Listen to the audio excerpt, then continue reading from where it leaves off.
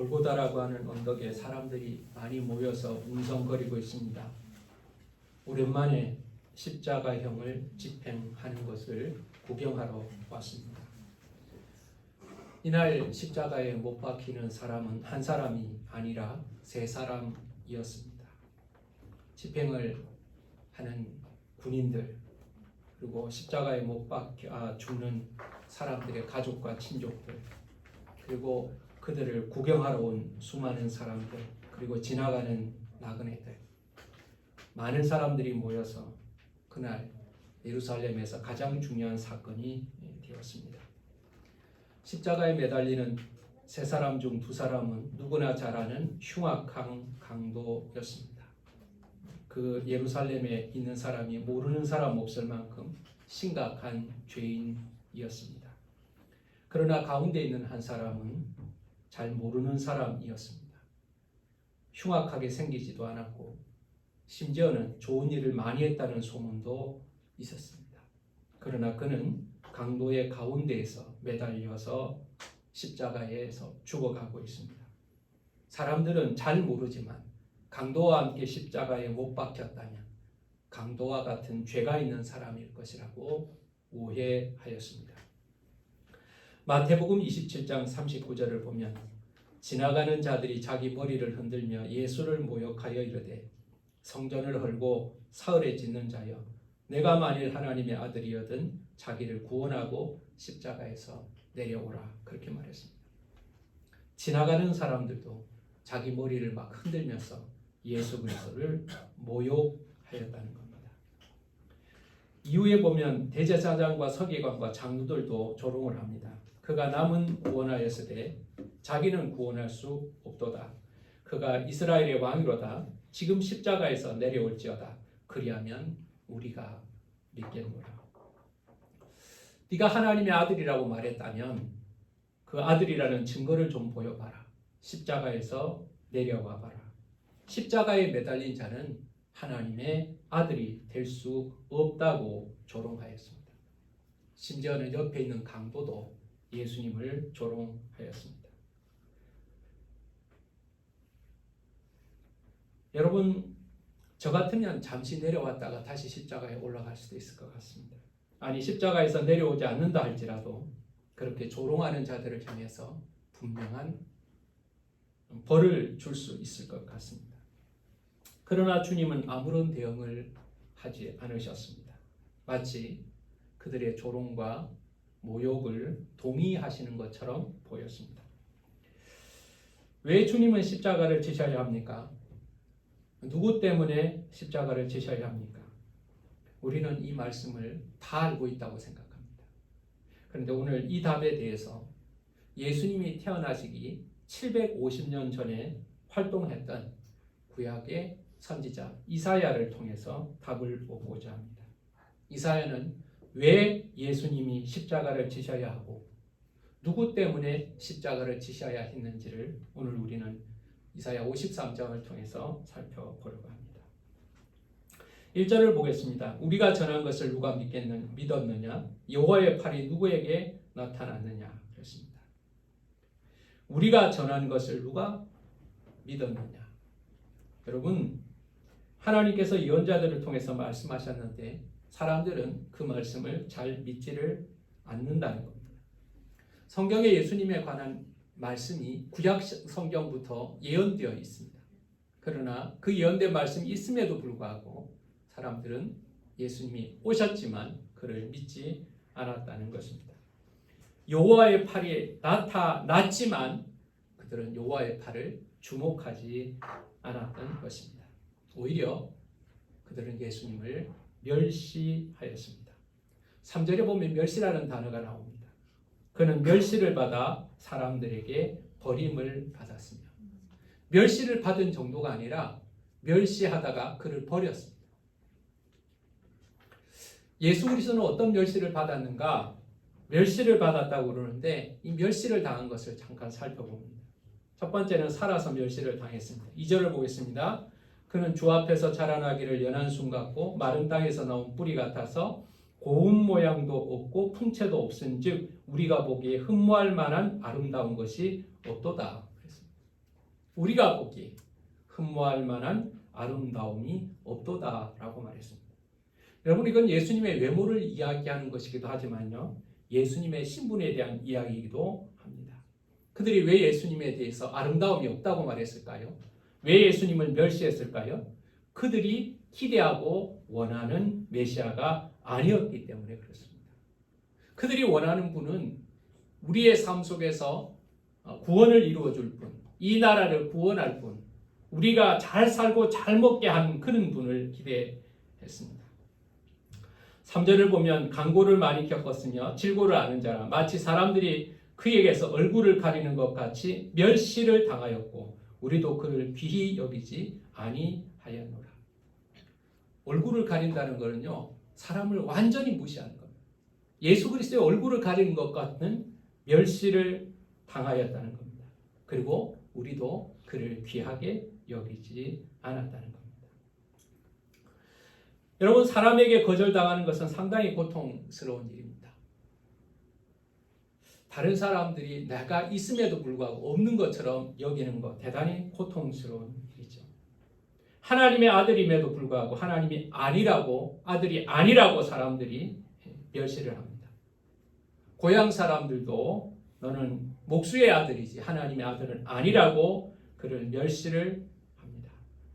그리고 사람들은 그를 마침내 다 버리게 됩니다. 마지막이 되면 예수님을 사랑한다는 제자들도 예수님을 버리게 됩니다. 예수님 버림받은 예수가 되셨습니다. 여러분, 누군가에게 무시를 당할 때, 누군가 나를 버렸다는 느낌이 들 때, 여러분 이 말씀을 기억하시기를 간절히 바랍니다. 저도 때로는 목사지만 모욕을 당할 때가 있습니다. 무시를 당할 때가 있습니다. 이건 정당하지 않는 대우라고 느낄 때가 있습니다. 그럴 때 화가 나거든요. 잠도 오지 않습니다. 무언가 바로잡고 싶은 마음이 속에서 부글부글 끓어오릅니다. 그러나 기도하다 보면 이런 생각이 듭니다. 주님도 무시를 당하셨죠. 주님도 멸시를 당하셨죠. 내가 주님을 바로 따라가고 있음에도 불구하고 나를 멸시하고 있다면 나는 그것으로 참겠습니다 라고 마음을 먹을 수 있습니다. 예수님은 죽으면서도 멸시를 당했습니다. 그는 실로 우리의 질고를 지고 우리의 슬픔을 당하였거늘 우리는 생각하기를 그는 징벌을 받아 하나님께 맞으며 고난을 당한다 하였노라. 여러분, 예수님께서는 우리를 위하여, 우리를 대신하여 우리의 고난과 우리의 죄를 치시고 십자가에 죽으셨습니다. 자신의 죄 때문에 십자가에 매달린 것이 아니라 우리의 죄 때문에 예수님은 십자가를 지셨어요. 그런데 우리는 무슨 생각을 하느냐 하니까 그는 징벌을 받아 하나님께 고난을 받는다. 하나님께 벌 받는 거야. 예수가 십자가에 못 박인 것은 하나님께 벌 받는 거야 라고 사람들은 그를 멸시하였던 겁니다. 죄가 있어서 벌을 받는 것이 아니라 벌을 받고 있으니 죄인일 거야 라고 그들은 판정하였던 것입니다. 예수님은 죽어서도 멸시를 당합니다. 9절을 보면 그의 무덤이 악인들과 함께 있었으며 라고 말합니다. 12절에 보면 범죄자 중 하나로 헤아림을 받았음이니라 라고 말합니다. 예수님이 죽으실 때 혼자 십자가에 못 박히지 않고 강도들과 같이 십자가에 못 박혔습니다. 그리고 강도들과 함께 아마도 예수님은 묻혔을 것입니다. 죄인과 같이 죽었고 죄인과 같이 묻히게 되었을 것입니다. 그런데 놀랍게도 그때 숨겨진 제자가 나타나게 됩니다. 아리마대 요셉이 나타나서 그는 아무도 사용하지 않는 새 무덤에 예수님을 안장하게 됩니다. 그래서 9절 하반절에 보면 그가 죽은 후에 부자와 함께 있었도다 이런 표현이 나옵니다. 그의 무덤이 악인들과 함께 있었으며 그가 죽은 후에 부자와 함께 있었도다.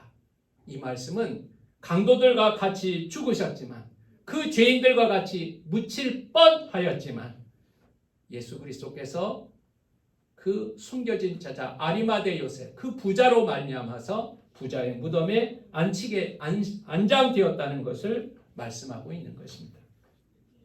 자, 그런데 왜 이런 비극이 일어났을까요? 왜 이렇게 멸시를 당했을까요? 우리가 왜 그를 알아보지 못했고 그를 사랑하지 못했을까요? 여러분, 그것은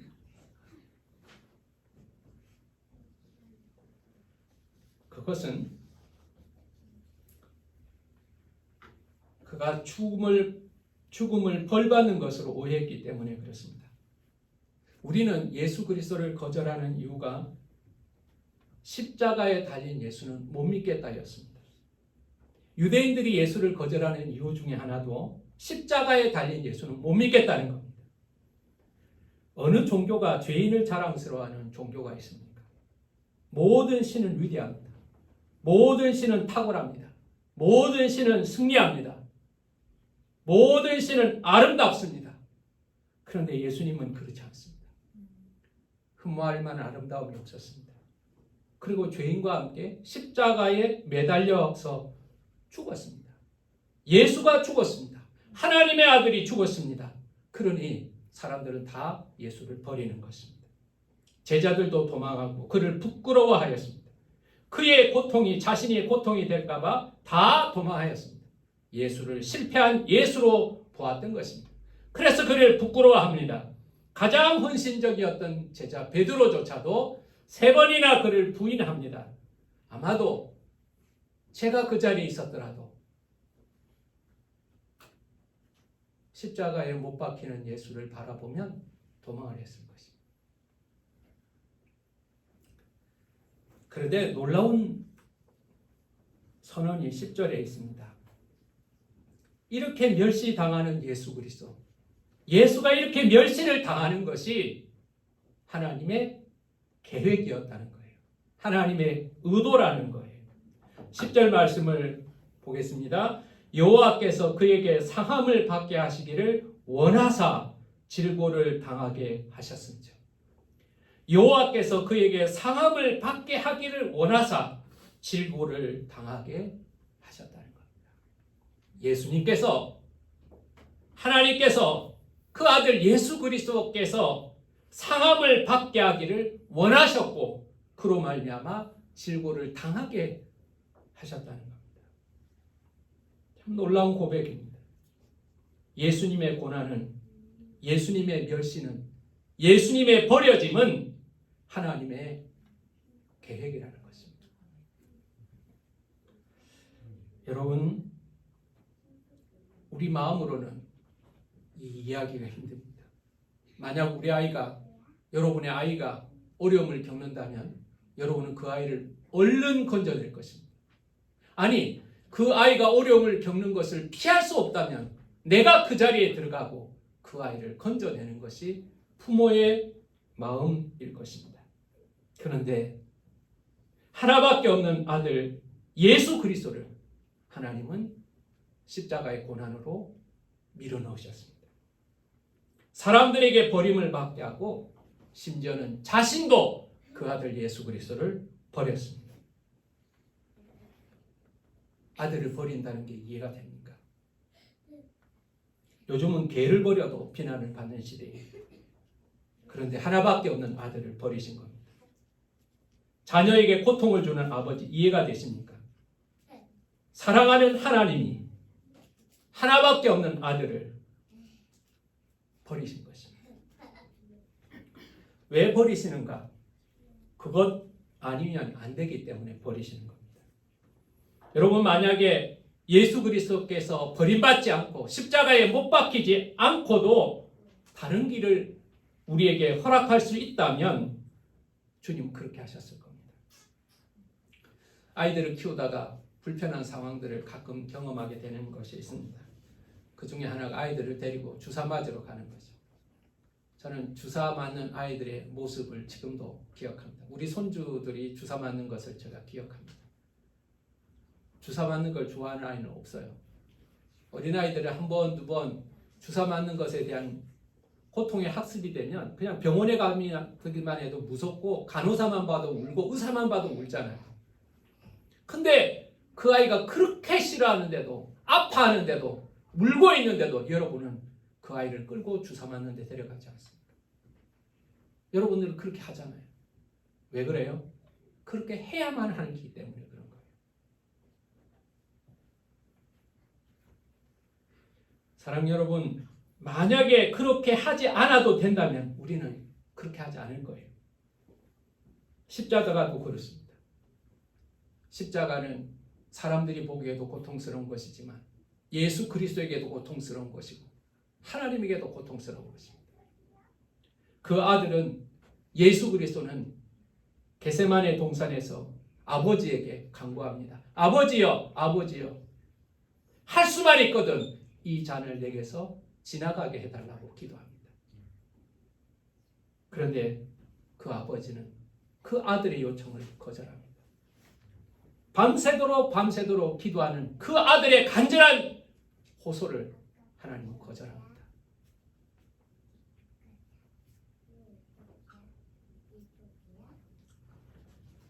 아들의 간구를 거절하고 그 고난의 잔을 마시게 하신 것입니다.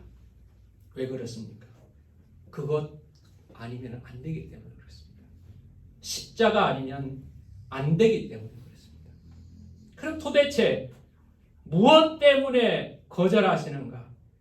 왜 십자가가 아니면 안 되는가? 우리는 10절에서 그 답을 또 찾을 수 있습니다.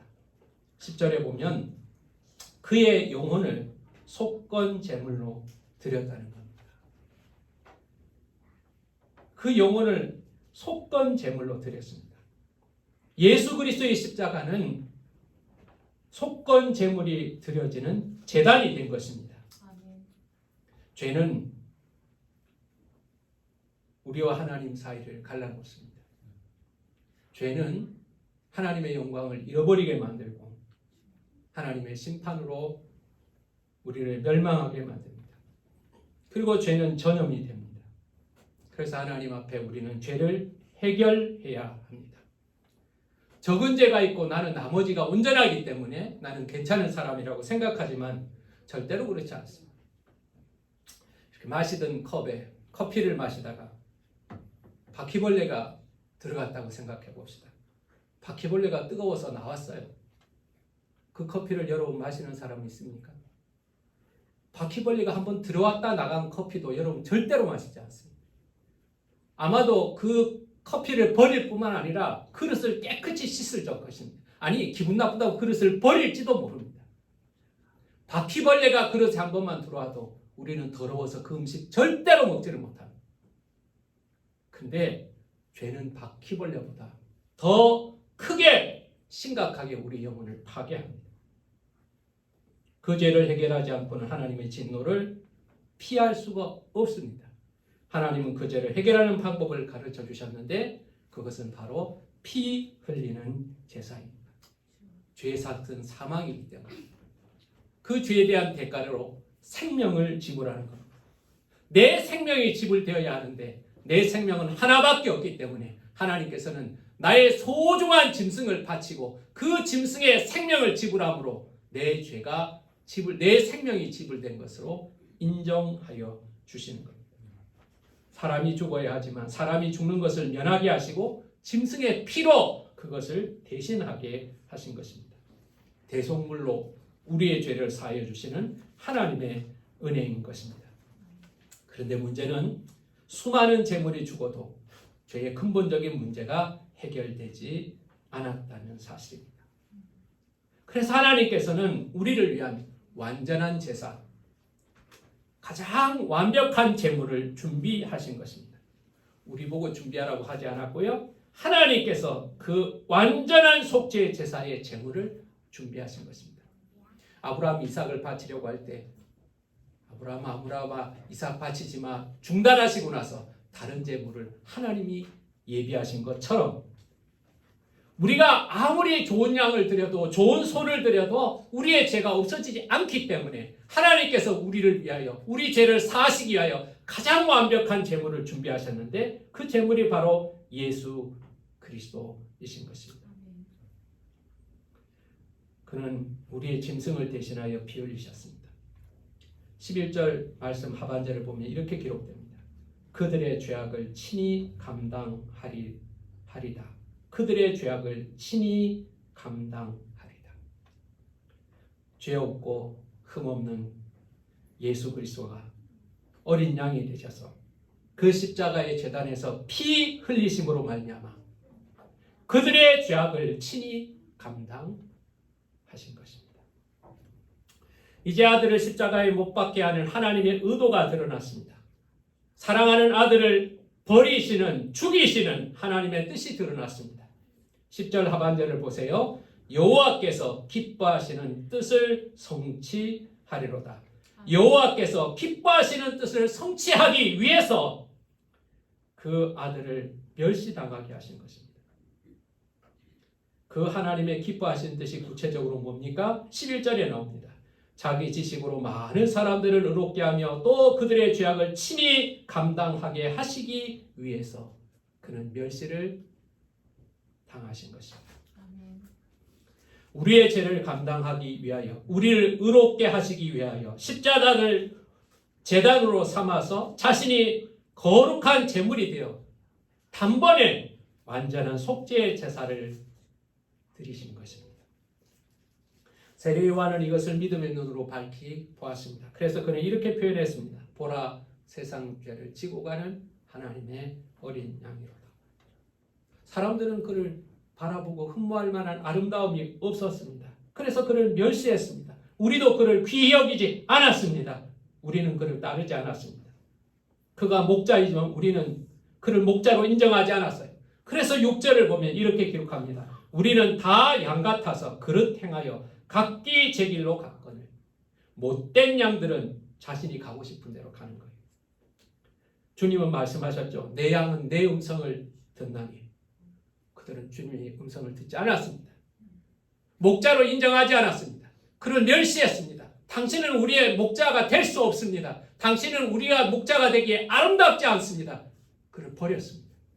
그리고 우리 마음대로 가고 싶은 길을 갔던 거예요. 그럼에도 불구하고 도망간 양을 위하여서, 목자를 버린 양을 위해서 하나님은 모든 죄악을 그에게 감당시킨 것입니다. 인간의 모든 죄악이 쏟아진 것이 십자가인 거예요.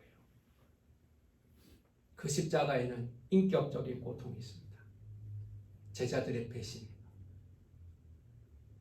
조롱하는 인간들, 십자가에 달린 자를 향하여서도 조금도 자비를 베풀지 않고 옷을 제비뽑기하는 그 인간들, 인격적인 모독이 있습니다.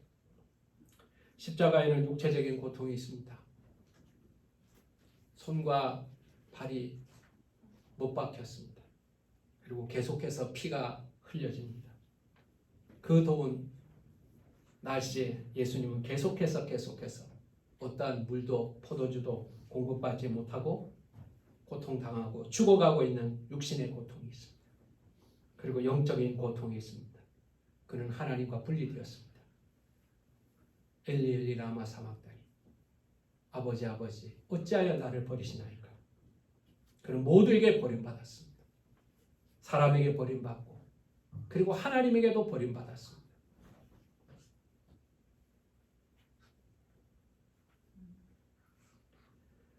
그러나 그는 하나님의 계획을 알고 있었고 그 고통스럽고 비극적인 하나님의 계획에 순종하기로 작정하셨습니다. 그래서 7절을 읽어보면 이렇게 기록하고 있습니다. 그가 곤욕을 당하여 괴로울 때에도 그의 입을 열지 아니하였으며 마치 도수장으로 끌려가는 어린 양과 털 깎는 자 앞에서 잠잠한 양같이 그의 입을 열지 아니하였도다. 이 본문은 에티오피아 여왕의 국고를 맡은 넷이 그가 예루살렘으로 왔다가 돌아가는 길에 읽었던 내용이었습니다. 빌립이 바로 이 본문에 대한 고민하고 있는 그 넷을 만나서 예수 그리스도를 이야기했던 것이죠. 고난당하면서 멸시당하면서 그는 잠잠하셨습니다. 베드로가 여러 가지 말로 자신을 부인할 때 예수님은 베드로를 향하여 아무 말씀하지 않고 그냥 눈만 마주쳤습니다. 그냥 쳐다보시기만 했습니다. 옷 벗기는 자들에게도 예수님은 아무 말하지 않으셨습니다. 예수님을 창으로 찌르는 자에게도 말하지 않으셨습니다. 그는 자신의 고통과 모욕에 대해서 변명하지도 그리고 저주하지도 않았습니다. 그는 도살당하는 어린 양과 같았고 정말 무기력해 보입니다. 그러나 그것이 속죄의 양이 가야 하는 길이기 때문에 그렇습니다. 예수 그리스도는 속죄의 양이 되시기로 작정하시고 그리고 말없이 끌려가는 무기력한 양과 같이 고난을 당하시는 것입니다. 이제 우리가 기억해야 할 것이 있습니다. 예수는 자신의 죄로 고난당하는 것이 아닙니다. 가룟 유다가 즉흥적으로 예수님을 팔았기 때문에 십자가에 매달린 것이 아닙니다. 예수 그리스도께서 로마의 군인들을 거절할 만큼 무능해서 십자가에 달리신 것도 아닙니다. 12영이나 되는 천사를 동원할 수 있지 않습니까? 그것은 하나님의 기뻐하시는 뜻을 이루기 위해서 십자가에 매달리신 것이고 친히 죄악을 감당하기 위해서 매달리신 것이고 그리고 나를 위해서 우리의 죄를 감당하시기 위해서 예수님이 못 박히신 것입니다.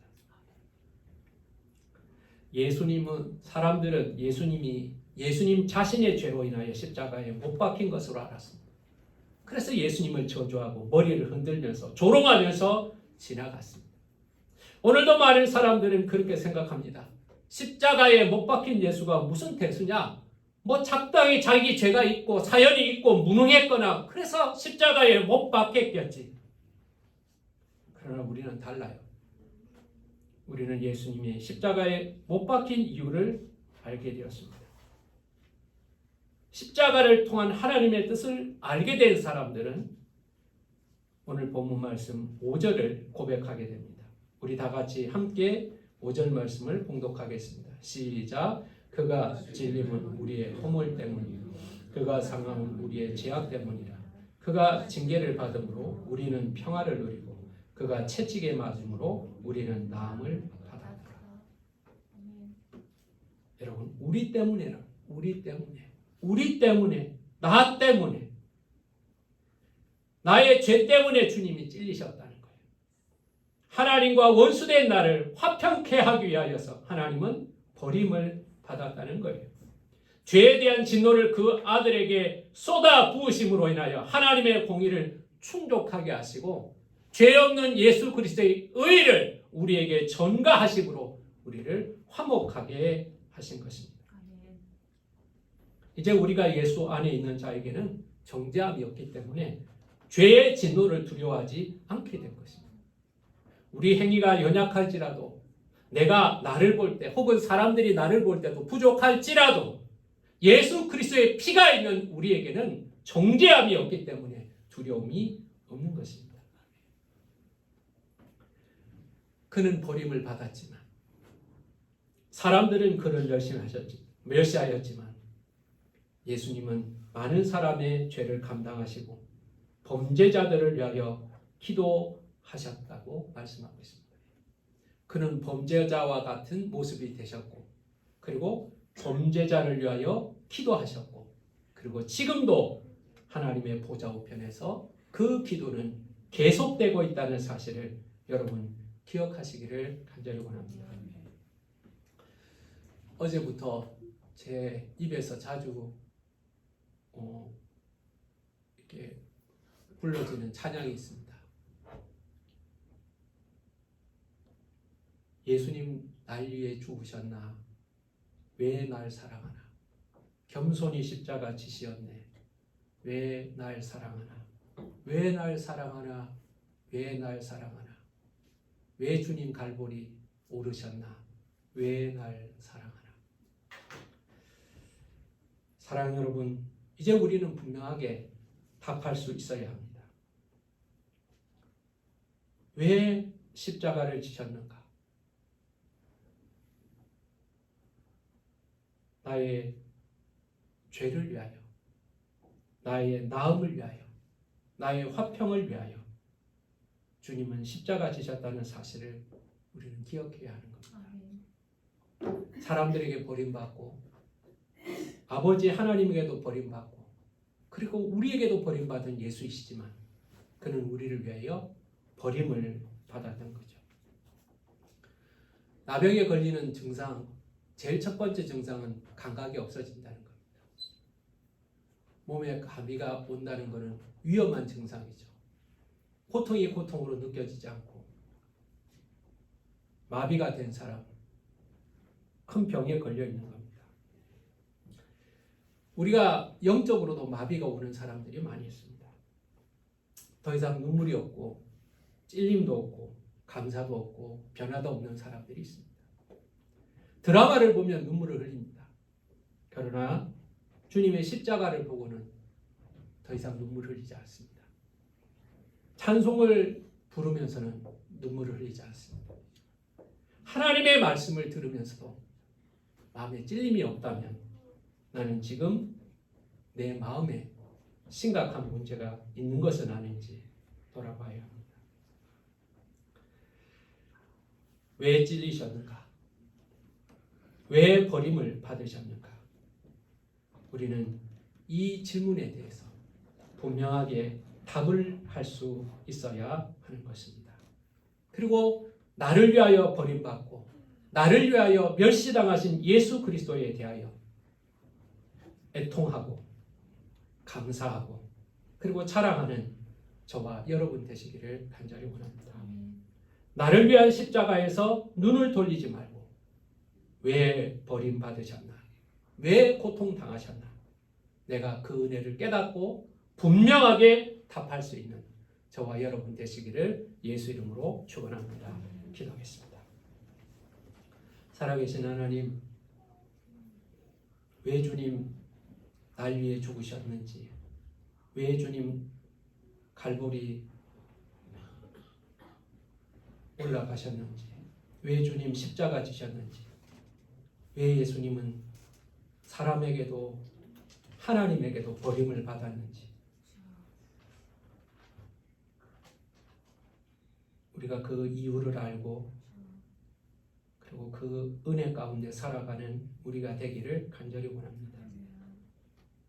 흠모할 만한 아름다움이 없다고 사람들은 버렸습니다. 그가 죄가 있어서 죽는 것으로 착각하였습니다. 그러나 그것은 하나님의 계획이었습니다. 모든 자들에게 버림받고 하나님에게서도 버림받은 예수 그리스도는 하나님의 기뻐하시는 뜻을 위하여 우리의 모든 죄를 감당하기 위하여 우리를 의롭게 하시기 위하여 십자가에 오르셨습니다. 그 십자가에 달린 예수 그리스도의 고난으로 인하여 우리가 나음을 얻었고 죄사함을 받았고 하나님과 평화를 누리게 되었음을 우리가 기억하게 하여 주시옵소서. 나를 위한 예수 그리스도의 십자가를 바라보면서도 찔림도 없고 감사도 없고 변화도 없다면 나는 예수 그리스도를 십자가에 못 박은 자와 다를 바 없사오니 왜 예수님은 버림받았는지 왜 예수 그리스도가 멸시당하셨는지 우리가 하나님 그 믿음의 비밀들을 알고 그리고 고백할 수 있는 믿음 되게 하여 주시옵소서. 예수님의 이름으로 기도하였습니다. 아멘.